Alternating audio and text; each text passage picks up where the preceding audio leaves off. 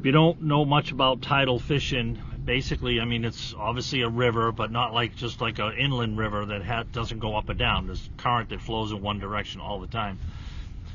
Fish in rivers are constantly moving. They're constantly feeding, constantly adjusting to the current.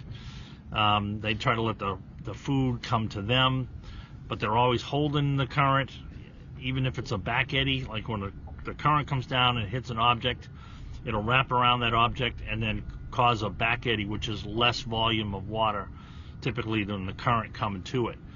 A lot of fish like to hold in that area right there, or right on the seam, the lesser current, and then feed on stuff that comes by them in the heavier current. Seems to be more aggressive fish will be on the front side of things as the current hits it, less so on the back side, but you can still, catch them.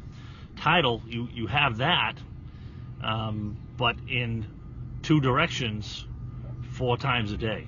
So our tide, basically you have 2 high tides and 2 low tides. So if the low tide today was, say, 10 o'clock, tomorrow it'll be an hour later. It'll be 11 o'clock, more or less, not exact. Same thing goes for the high tide. Whatever tide high, it'll be approximately an hour later the next day.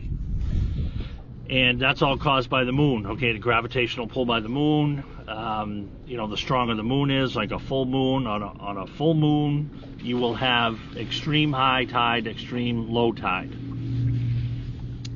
just from that increased gravitational pull, of the moon. So, and a new moon as well. So, there's kind of a few things you got to put together, and there's a lot of schools of thought in how to do it.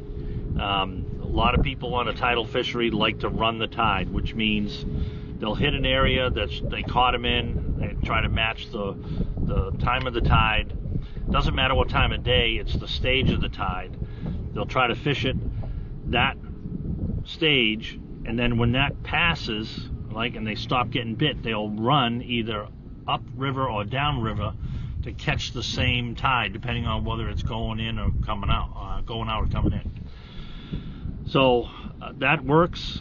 A lot of guys have adopted the strategy. They just get in an area, hunker down and fish it. Doesn't matter what tide it is. They figure out where the fish go. They figure out what they relate to, how they position on the low outgoing to high incoming. The best tides always seem to be an hour or two before the low, and then an hour or two when it turns and comes back in. The slack tide, you can catch fish in a slack tide, but it's not as easy.